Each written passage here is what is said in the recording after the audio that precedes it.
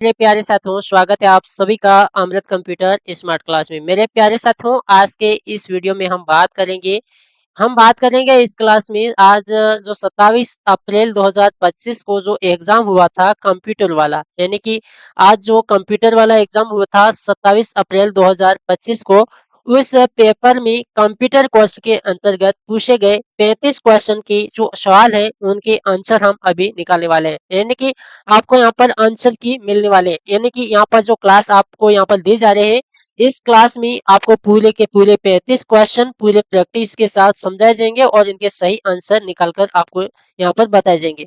तो आपसे थोड़ा यहाँ पर निवेदन है कि आपका जो भी पेपर है उस पेपर को आप खोलकर बैठिएगा और आपके जो कितने क्वेश्चन राइट हो रहे हैं वो एक बार आप जरूर चेक कीजिएगा। ठीक है मित्रों, यहाँ पर हम बात करते हैं एक से लेकर जितने भी 35 क्वेश्चन है उन सभी 35 क्वेश्चन को अभी हम यहाँ पर सॉल्यूशन करेंगे और उनको जानेंगे किस क्वेश्चन का आंसर सही क्या है। तो चलिए हम अपने जो क्लास को स्टार्ट करते हैं और आगे बढ़ते हैं। तो प्यारे मित्रों, यहाँ पर हमारा जो पेपर है वो फर्स्ट आ चुका है। यहाँ पर आपको यहाँ पर जो क्लास है वो स्टार्ट करने से पहले अगर आप हमारे चैनल पर नए हो और चैनल को अभी तक सब्सक्राइब नहीं किया आपने, तो हमारे आप चैनल को इस चैनल को आप सब्सक्राइब कर दीजिएगा। चैनल को सब्सक्राइब करना बिल्कुल फ्री है। इस चैनल पर आपको कंप्यूटर से रिलेटेड हर प्रकार की जानकारी सीखने को मिलेगी। यहाँ पर कंप्यूटर की हर एक क्लास दी जा रही है। चैनल अभी भी ओपन हुआ है। यहाँ पर लगभग 500 550 यानी कि 529 आसपास में सब्सक्राइब कंप्लीट हो चुके हैं और ये आपने सब्सक्राइबर यहाँ पर कम ही समय में काफी अच्छे खासे कंप्लीट करवाए, उसके लिए मैं आप सभी को बहुत बहुत धन्यवाद देना चाहता हूँ। और ऐसा ही प्यार और सपोर्ट आगे और भी बनाए रखें। जल्दी ही हमारे इस चैनल पर हजार जो सब्सक्राइब है वो कंप्लीट करवाने की पूरी कोशिश करिएगा दोस्तों। यहाँ पर जैसे ही 1000 सब्सक्राइब कंप्लीट हो जाते हैं तो हम क्या करेंगे, आपको एक पूरा लाइव स्ट्रीम क्लास देंगे। वैसे तो यहाँ पर आप हमारी जो क्लास है, हमारा जो सेंटर है कंप्यूटर सेंटर, वहाँ से आप डेली सुबह 10:30 बजे से लेकर यहाँ पर एक जो क्लास आती है आपको मिलती होगी। यहाँ पर इसी यूट्यूब चैनल पर एक्सेल की क्लास चल रही है जिसमें हम एक्सेल पढ़ रहे हैं, एमएस एक्सेल के बारे में डिटेल से पढ़ रहे हैं। रोजाना आपको लाइव क्लास मिलती है। तो यहाँ पर हम ज्यादा देर नहीं करते हुए डायरेक्ट अपनी जो क्लास है उसको आगे बढ़ाते हैं और क्वेश्चन नंबर पहले को देखते हैं। और दोस्तों यहाँ पर देखिए, ये जो पेपर है आपका सेक्शन बी का पेपर है। आपके पास ए का होगा, बी का होगा, सी का होगा, डी का है, कौन सा है आपको पास जो भी क्वेश्चन पेपर है उस क्वेश्चन पेपर को आपको एक बार ओपन करना है और यहाँ पर मैं जो क्वेश्चन बताऊंगा उस क्वेश्चन का आंसर क्या है उसके आगे टिक मार्क आपको करने हैं। और क्लास लास्ट तक जरूर ज्वाइन करने और यहाँ पर आपको एक एक क्वेश्चन को देखना है और समझना है और आपको क्लास लास्ट में आते आते आपको ये देखना है कि आपके इस एग्जाम में कितने क्वेश्चन राइट हो रहे हैं। ये हमें कमेंट करके आपको जरूर बताना है। तो चलिए हम क्लास को ज्यादा देर नहीं करते हुए स्टार्ट करते हैं। तो प्यारे मित्रों, हम क्वेश्चन नंबर फर्स्ट को देखते हैं और जानते हैं कौन सा ऑपरेटिंग सिस्टम ओपन सोर्स है और मोबाइल उपकरणों में आमतौर पर उपयोग किया जाता है। यानी कि ये कहना चाहता है, क्वेश्चन नंबर पहला है वो कहना चाहता है, समझो क्वेश्चन को समझो एक बार। कौन सा ऑपरेटिंग सिस्टम ओपन सोर्स है और मोबाइल उपकरणों में आमतौर पर उपयोग किया जाता है, तो वो कौन सा है? तो यहाँ पर इसका जो सही आंसर है वो है ऑप्शन नंबर बी। यानी कि अगर आपने ऑप्शन नंबर बी इस पहले क्वेश्चन में, इस क्वेश्चन में अगर आपने बी राइट किया है तो एंड्रॉइड जो ऑप्शन है इसका राइट आंसर है। अगर आपने भी एंड्रॉइड को राइट किया है तो आपका ये क्वेश्चन 100% राइट है। और इस क्वेश्चन को अगर आपने राइट किया तो यहाँ पर आपको टिक मार्क इस तरह से लगा देना है। ठीक है, तो उसके बाद हम बढ़ते हैं अगला क्वेश्चन की ओर। अगर अगला क्वेश्चन हमारा दूसरा, और इस क्वेश्चन में पूछा जा रहा है किस सुविधा का उपयोग एक टेक्स्ट से दूसरे टेक्स्ट में फॉर्मेटिंग कॉपी करने के लिए किया जाता है। देखिए क्वेश्चन को समझिए पहले। किस सुविधा का उपयोग, यानी कि किस सुविधा, ऐसी कौन सी सुविधा का उपयोग है जिसमें एक टेक्स्ट की जो फॉर्मेटिंग है वो दूसरे टेक्स्ट में आप कॉपी करने के लिए कॉपी करेंगे, यानी पेस्ट करने के लिए कॉपी करेंगे। यानी कि ऐसी कौन सी सुविधा है जो दूसरे टेक्स्ट की फॉर्मेटिंग कॉपी करने की सुविधा देता है। यानी एक टेक्स्ट की जो फॉर्मेटिंग है वो दूसरे टेक्स्ट के साथ पेस्ट करने के लिए कॉपी करने की सुविधा देती है, तो वो है फॉर्मेट प्रिंटर। क्या क्वेश्चन को आप पूरा समझना चाहते हैं? तो देखिए, इसका सही आंसर फॉर्मेट प्रिंटर है। किस तरह से समझिएगा, देखिए ये फॉर्मेट प्रिंटर इसका सही आंसर है। ठीक है, फॉर्मेट प्रिंटर इसका सही आंसर है। कैसे समझिएगा, देखिए ये हमने एमएस वर्ड ओपन किया है और इस एमएस वर्ड में अगर हम किसी भी टेक्स्ट की जो फॉर्मेटिंग है, फॉर्मेटिंग क्या होती है, देखिए टेक्स्ट ये हमने इंसर्ट जो टेक्स्ट है उसको सेलेक्ट किया।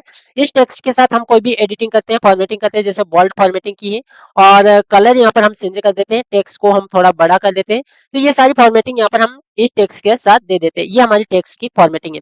अगर आप चाहते हो कि इस टेक्स्ट की जो फॉर्मेटिंग है, जिस तरह से कलर है, जिस तरह से ये टेक्स्ट लिख रखा है, जिस स्टाइल में लिख रखा है, उसी तरह की फॉर्मेटिंग हमें दूसरे शब्द के साथ चाहिए, यानी दूसरे टेक्स्ट के साथ चाहिए, तो उस समय आपको इस टेक्स्ट की फॉर्मेटिंग कॉपी करनी है। तो इसके लिए क्या करना है, टेक्स्ट को पहले सेलेक्ट करना है और यहाँ पर फॉर्मेट रेंटल बटन का यूज करेंगे।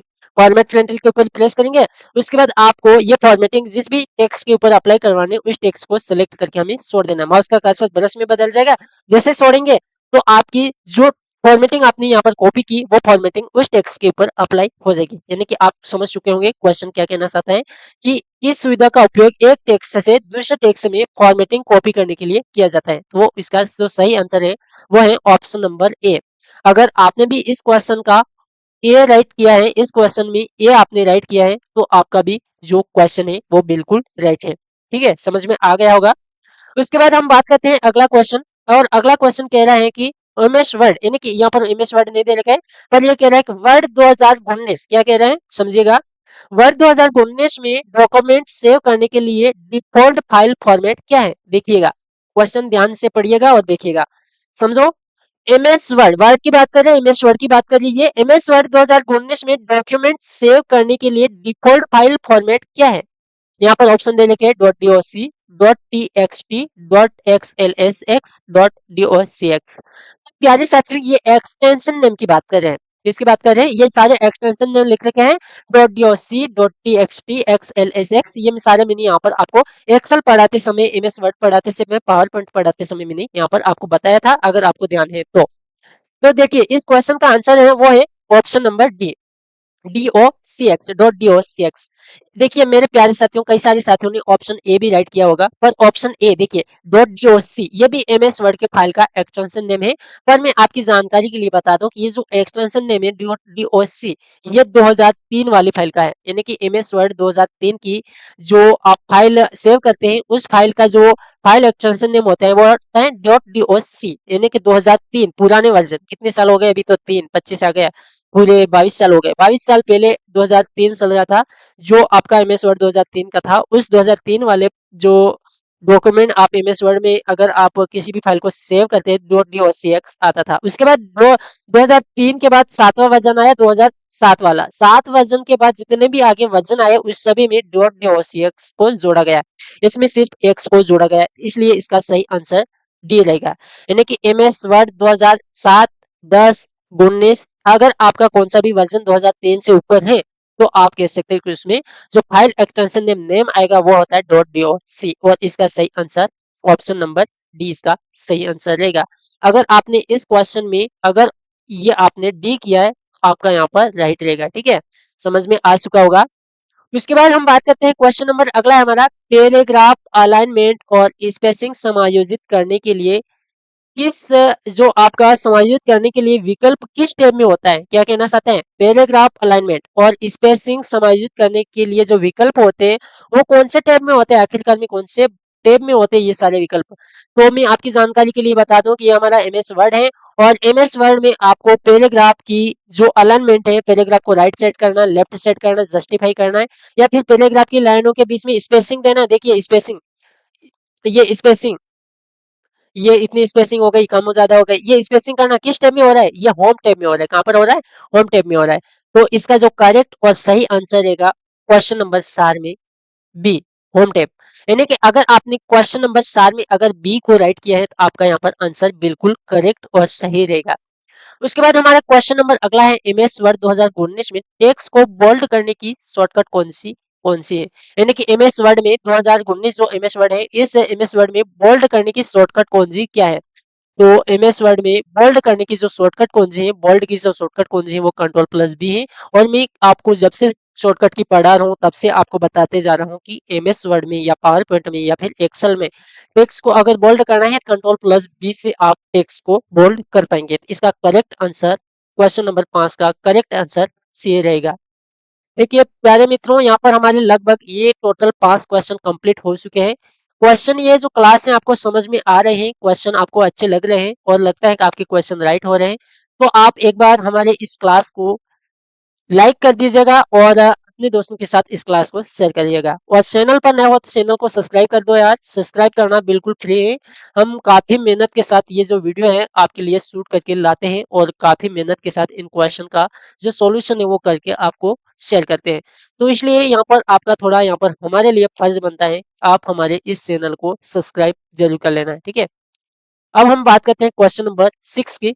क्वेश्चन नंबर 6 आ रहा है और इसमें बताया जा रहा है पावर पॉइंट 2019 में सुनी हुई स्लाइड डुप्लीकेट करने के लिए शॉर्टकट कुंजी उपयोग होते हैं, यानी कि कौन सी शॉर्टकट कुंजी सुनी गई स्लाइड को डुप्लीकेट करने के लिए होती है। तो जो स्लाइड आपकी, जो भी आप स्लाइड को सेलेक्ट करते हैं उस स्लाइड को अगर आप डुप्लीकेट करना चाहते हैं तो उसके लिए कंट्रोल प्लस डी का उपयोग करते हैं, ठीक है। एमएस पावर पॉइंट में स्लाइड को, चुनी गई स्लाइड को डुप्लीकेट करने की कंट्रोल प्लस डी शॉर्टकट कुंजी होती है। अगर आपने क्वेश्चन नंबर 6 में बी राइट किया है तो आपका यहाँ पर आंसर सही होगा, ठीक है। उसके बाद हम अगले क्वेश्चन की ओर बढ़ते हैं। देखिए प्यारे मित्रों, क्वेश्चन नंबर हमारा अगला है क्वेश्चन नंबर 7। और क्वेश्चन नंबर 7 में पूछा जा रहा है एक्सेल में नई वर्कबुक बनाने के लिए शॉर्टकट कुंजी क्या है। देखिए प्यारे मित्रों, आप क्लास अटेंड कर रहे हैं तो आप क्लास में जो क्वेश्चन पूछे जा रहे हैं उसमें आंसर देने की थोड़ी पूरी कोशिश कीजिएगा। और क्वेश्चन पढ़ते ही तुरंत आप कमेंट बॉक्स में इसका आंसर क्वेश्चन नंबर के साथ दे दीजिएगा, ताकि हम अपने जो क्लास एंड होगी, एंड होने के बाद हम सभी के कमेंट चेक करेंगे और हम ये देखेंगे किस किस भाई के कितने कितने क्वेश्चन राइट हो रहे हैं। तो एक बार आप क्या करिएगा, क्वेश्चन पढ़ते ही तुरंत हमारे इस चैनल पर आपको कमेंट के माध्यम से हमें बता देना है, ठीक है प्यारे मित्रों, ये काम आपको कर लेना है। अब हम बात करते हैं एक्सेल में नई वर्कबुक बनाने के लिए आपको कौन सी शॉर्टकट कुंजी का उपयोग करना है। एक्सेल में नई वर्कबुक बनाने के लिए शॉर्टकट कुंजी क्या है। तो एक्सेल में नई वर्कबुक बनाने की शॉर्टकट कुंजी है वो कंट्रोल प्लस एन है, ठीक है। इसका सही आंसर ए राइट होगा। अगर आपने भी ए राइट किया तो यहाँ पर आपका क्वेश्चन सही है। उसके बाद क्वेश्चन नंबर अगला आता है एक्सेल में काउंट फंक्शन क्या करता है, यानी कि एक्सेल में काउंट जो फंक्शन होता है, फॉर्मूला होता है, वो क्या काम करता है। तो मैं आपकी जानकारी के लिए बता दूं कि एक्सेल में जो काउंट फंक्शन होता है, फॉर्मूला होता है, वो उन कक्षों की गिनती करता है जिसमें संख्यात्मक मान होता है। यानी कि एक्सेल में जो कक्ष होते हैं, कक्ष क्या होते हैं, देखिए एक एक्सेल मैंने आपको बता रखा है एक्सेल कैसा होता है, एक्सेल में हमेशा पढ़ाता हूँ। अगर एक्सेल के बारे में जानकारी नहीं है तो आप डेली हमारे साथ, आप इस चैनल के साथ डेली आप लाइव क्लास जरूर ज्वाइन कीजिएगा। एक्सेल की अच्छी खासी आपको जानकारी हो जाएगी। एक्सेल में ये जो बॉक्स आपको दिखाई दे रहे हैं ये आपके सेल कहलाते हैं। एमएस एक्सेल में जो रो और कॉलम के कटान बिंदु से बनने वाले बॉक्स को हम सेल कहते हैं। और सेल इंग्लिश वर्ड है और इंग्लिश में सेल बोला जाता है और हिंदी में इसको कक्ष बोला जाता है। तो ये क्वेश्चन ये कह रहा है कि जो काउंट फंक्शन होते हैं, काउंट फंक्शन उन सेल की गणना करता है जिसमें सिर्फ संख्यात्मक मान है, ठीक है। तो यहाँ पर आपको समझ में आ जाना चाहिए कि संख्यात्मक मान वाले जो भी सेल है उसकी अगर गणना करना है तो आपको काउंट फंक्शन को लगाना है, काउंट जो फॉर्मूला होता है उसको लगाना होता है। इसका सही आंसर ऑप्शन नंबर बी है, ठीक है। ऑप्शन नंबर 8 में अगर आपने बी राइट किया है तो आपका ये क्वेश्चन है वो राइट होगा। और ये मैं नहीं कहूंगा कि ये बी सेक्शन वालों का पेपर है और आपको अपना अपना क्वेश्चन देखना है, आपका क्वेश्चन कितने नंबर पे है और उस क्वेश्चन को मिलाकर राइट करना है, ठीक है। उसके बाद हम बात करते हैं क्वेश्चन नंबर अगला। और क्वेश्चन नंबर अगला है 10वां अपना क्वेश्चन। और इस क्वेश्चन में पूछा जा रहा है कि 60 प्रकार का उपयोग समय के साथ रुझान दिखाने के लिए सबसे अच्छा है, यानी कि समय के साथ रुझान दिखाने के लिए सबसे अच्छा जो चार्ट है वो लाइन चार्ट है, ठीक है। अगर आपने क्वेश्चन नंबर 10 में जो 60 वाला क्वेश्चन है उसमें लाइन चार्ट को राइट किया है तो आपका क्वेश्चन 100% राइट है।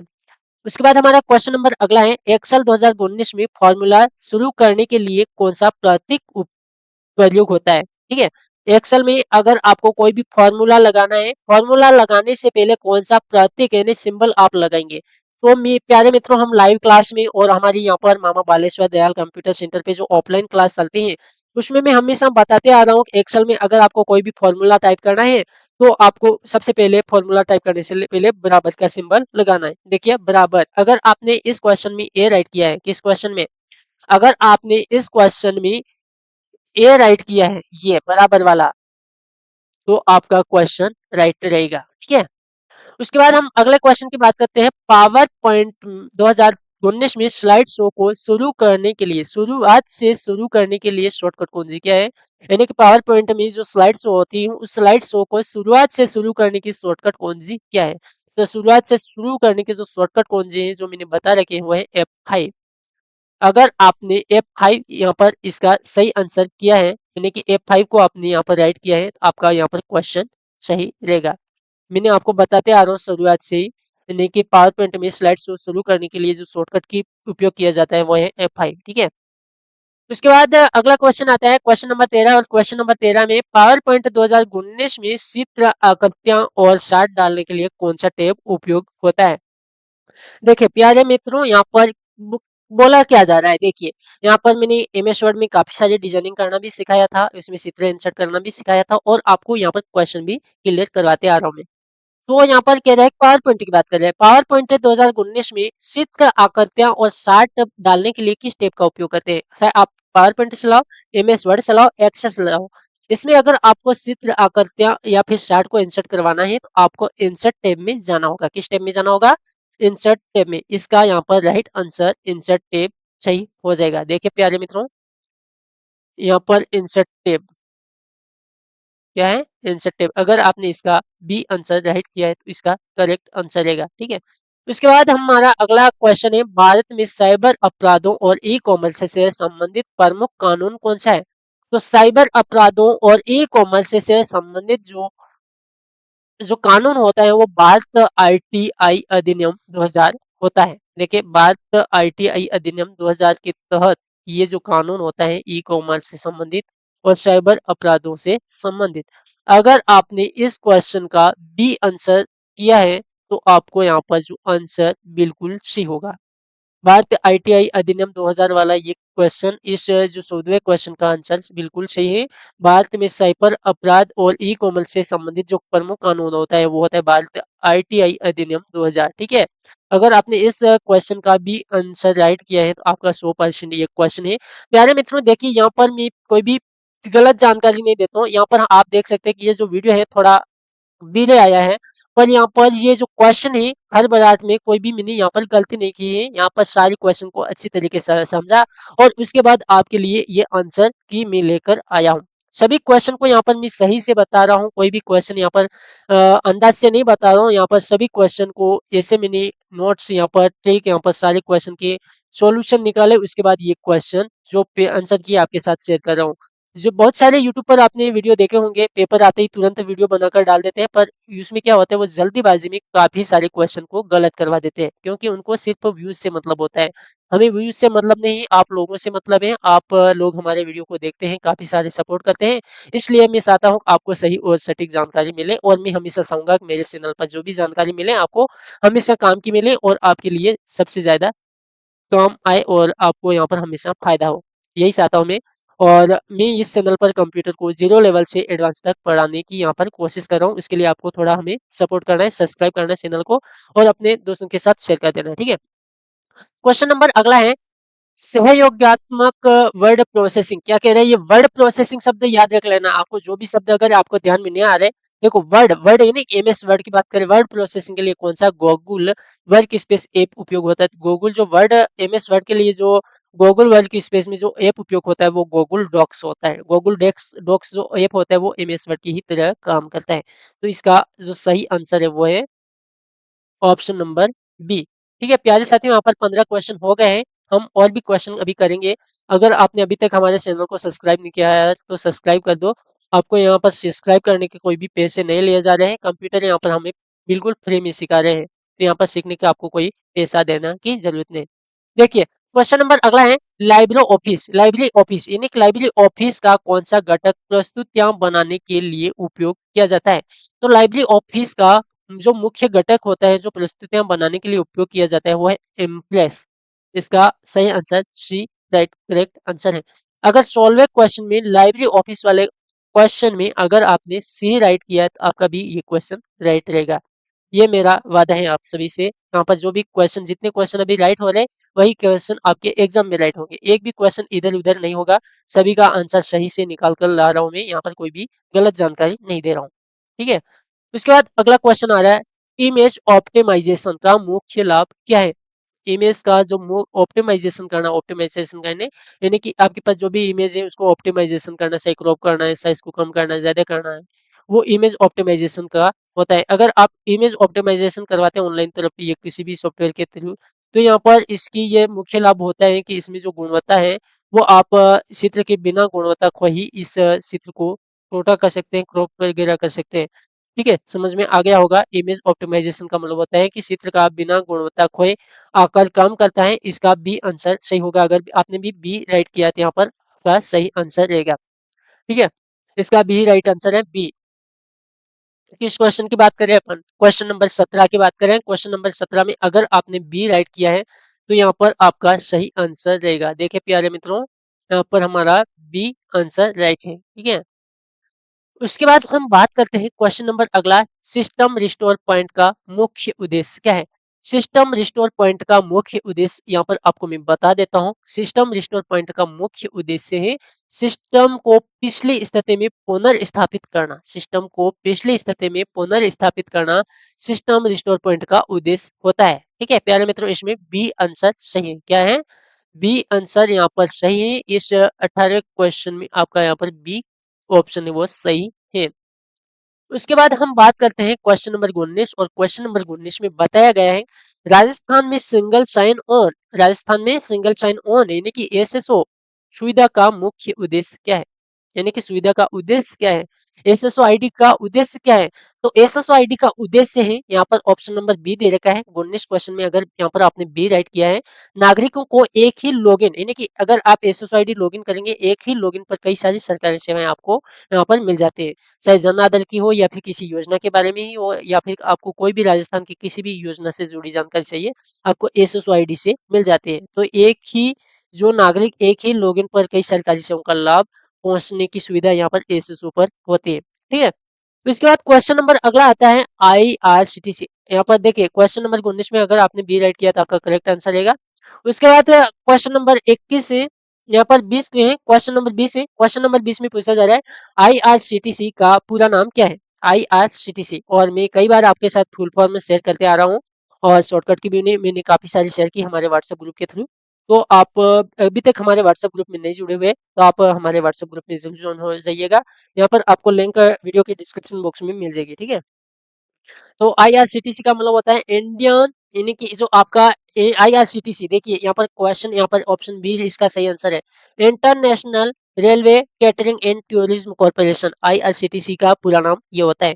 इंटरनेशनल रेलवे सेंटरिंग यानी कि कैटरिंग, ये कैटरिंग एंड टूरिज्म कॉर्पोरेशन, इसका भी आंसर राइट है। ठीक है, उसके बाद अगला क्वेश्चन आता है क्वेश्चन नंबर 21, और क्वेश्चन नंबर 21 में मतदाता सूची में अपना नाम खोजने के लिए कौन सा पोर्टल उपयोग होता है। मतदाता सूची में अगर आपको अपना नाम ढूंढना है, अपना जो एटीएम कार्ड है उसको डाउनलोड करना है, तो इसके लिए आप एनवीएसपी पोर्टल पर जाएंगे। यूआईडीआई तो आपको मैंने बताया आधार कार्ड की सही है। पासपोर्ट इंडिया पासपोर्ट बनाने की साइड है। आईआरसीटीसी ये है आपकी रेल की है, और ये जो एनवीएसपी होती है वो होती है आपके वोटर कार्ड की साइड। ठीक है, तो वोटर कार्ड में अपना नाम खोजना है, मतदाता सूची में अपना नाम ढूंढना है, तो उसके लिए एनवीएसपी पोर्टल पर आपको जाना होता है। ठीक है, अगर आपको इसके बारे में डिटेल से क्लास चाहिए आपको वोटर कार्ड के बारे में, तो आपको हमें कमेंट करके जरूर बताना है। ठीक है, अभी तक चैनल पर नए हो, चैनल को सब्सक्राइब अभी तक नहीं किया है तो अभी भी टाइम है, आप सब्सक्राइब कर दो यार, सब्सक्राइब करना बिल्कुल फ्री है। उसके बाद क्वेश्चन नंबर अगला है, कौन सी योजना प्रति परिवार यानी कि हर परिवार प्रति वर्ष 5 लाख तक की स्वास्थ्य कवरेज प्रदान करते हैं। तो वो है आयुष्मान भारत योजना। अगर क्वेश्चन नंबर 22 में आपने बी इसको सही किया है तो आपका ये आंसर बिल्कुल राइट रहेगा। उसके बाद आता है राजस्थान में शिकायत दर्ज करने के लिए कौन सा पोर्टल उपयोग किया जाता है। राजस्थान में अगर आपको शिकायत दर्ज करनी है तो आपके यहाँ पर राजस्थान संपर्क पोर्टल एक ऐप आता है, उस ऐप के माध्यम से आप क्या कर सकते हैं, राजस्थान में शिकायत दर्ज कर सकते हो। उसके बाद अगला क्वेश्चन आता है, निम्नलिखित में से कौन सा एक डिजिटल मार्केटिंग चैनल का उदाहरण है। डिजिटल मार्केटिंग चैनल का जो उदाहरण है वो है सोशल मीडिया। सोशल मीडिया एक ऐसा प्लेटफॉर्म है जहां पर आप डिजिटल मार्केटिंग कर सकते हो। ठीक है, और यह आप जो यूट्यूब पढ़ रहे हैं वो भी आपका एक डिजिटल मार्केटिंग है। तो सोशल मीडिया इसका सही आंसर रहेगा। उसके बाद कौन सी मेमोरी, यानी कि क्वेश्चन नंबर 25 है, कौन सी मेमोरी प्रकार डेटा को बनाए रखने के लिए लगातार रिफ्रेश होते हैं। यानी कि ऐसी कौन सी मेमोरी है जो डेटा को बनाए रखने के लिए बार बार रिफ्रेश होती है, वो है डीरैम, डायनामिक रैंडम एक्सेस मेमोरी। तो डीरैम एक ऐसी मेमोरी है जो डेटा को बनाए रखने के लिए बार बार रिफ्रेश होती है। ठीक है, उसके बाद अगला क्वेश्चन आता है, ऑपरेटिंग सिस्टम की मुख्य भूमिका क्या है। ऑपरेटिंग सिस्टम की मुख्य भूमिका है दोस्तों हार्डवेयर और सॉफ्टवेयर संसाधनों का प्रबंधन करना। यानी कि क्वेश्चन नंबर 27 में अगर आपने ए राइट किया है तो आपका क्वेश्चन नंबर ये बिल्कुल राइट रहेगा।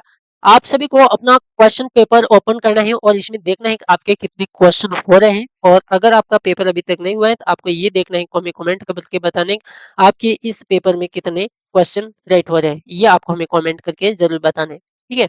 अब क्वेश्चन नंबर अगला है, विंडोज 11 में कौन सी विशेषता कई खुले एप्स को अलग अलग डेस्कटॉप में व्यवस्थित करने के लिए देता है। यानी कि एमएस जो आपका कंप्यूटर होता है, विंडोज 11 होता है, उस विंडोज 11 में अगर आपने कई सारे ऐप्स खोल रखे, कई सारे फाइल फोल्डर खोल रखे, तो उसको एक जगह व्यवस्थित करने के लिए जो ऑप्शन होता है वो होता है टास्क व्यू। टास्क व्यू में आप क्या कर सकते हैं, सभी ये जो ऐप्स होती है वो यहाँ पर हाइड रहती है। तो टास्क व्यू में ये सभी चीजें होती है। अगर आपने टास्क व्यू इसको सही किया है, ऑप्शन नंबर ए राइट किया है, तो आपका यहाँ पर राइट रहेगा, ठीक है। उसके बाद बात करते हैं क्वेश्चन नंबर 29। क्वेश्चन नंबर 29 में हमें यहाँ पर मिलता है, कौन सा इंटरनेट कनेक्शन टेलीफोन लाइनों का उपयोग करता है और डायल अप की आवश्यकता नहीं होती है। यानी कि ऐसा कौन सा जो नेटवर्क है जो टेलीफोन लाइनों का उपयोग करता है लेकिन डायल अप कनेक्शन की आवश्यकता नहीं पड़ती है, वो होता है डीएसएल, ठीक है, डीएसएल। अगर आपने अभी तक 29 क्वेश्चन राइट हो गए और अभी तक क्लास को लाइक नहीं किया है और सब्सक्राइब नहीं किया चैनल को, तो आप कर दीजिएगा। नए स्टूडेंट को हमारा हार्दिक जोहार, स्वागत है आप सभी का यहाँ पर हमारे कंप्यूटर चैनल पर। और अगला क्वेश्चन आ रहा है, डीएनएस सर्वर का मुख्य उद्देश्य क्या है। डीएनएस सर्वर का मुख्य उद्देश्य होता है, जो डोमेन नेम होते हैं उसको आईपी एड्रेस में बदलने का काम होता है, ठीक है। तो यहाँ पर आप समझ चुके होंगे क्वेश्चन नंबर 30 में क्या आंसर सही रहेगा। क्वेश्चन नंबर बी जो 30 है उसमें बी ऑप्शन सही रहेगा, ठीक है। उसके बाद अगला क्वेश्चन आता है क्वेश्चन नंबर 31। क्वेश्चन नंबर 31 में पूछा जा रहा है, कौन सा टूल वेब को क्रॉल करके सर्च इंजन के लिए पृष्ठ संख्या की सूची बनाता है। तो वो है वेब स्पाइडर। 31 क्वेश्चन में 31 नंबर क्वेश्चन में आपका यहाँ पर राइट आंसर हो जाएगा वेब स्पाइडर। उसके बाद रुपए कार्ड किस संगठन द्वारा लॉन्च किया गया है। रुपए कार्ड जो होता है ना, वो किस संगठन, कौन सी संस्था ने लॉन्च किया है। तो वो लॉन्च किया है आपका एनपीसीआई ने। किसने लॉन्च किया है, एनपीसीआई ने। उसके बाद हमारा क्वेश्चन नंबर अगला आता है क्वेश्चन नंबर 33 में, ई कॉमर्स मॉडल उपभोक्ता को सीधे उत्पाद बेचने में शामिल होता है। यानी कि ई कॉमर्स का जो एक ऐसा मॉडल है जो सीधा आपको बेचने की सुविधा देता है, वो होता है सी टू सी, यानी कंज्यूमर से कंज्यूमर को सामान ही बेचना, ये सुविधा यहाँ पर होती है।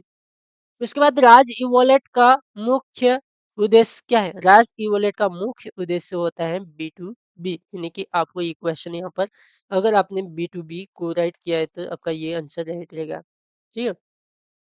राज ई वॉलेट का मुख्य उद्देश्य क्या है। राज ई वॉलेट का मुख्य उद्देश्य है, क्वेश्चन नंबर ये 34 का सही आंसर रहेगा, वो है ऑप्शन नंबर बी, डिजिटल सुरक्षा दस्तावेज संग्रहण।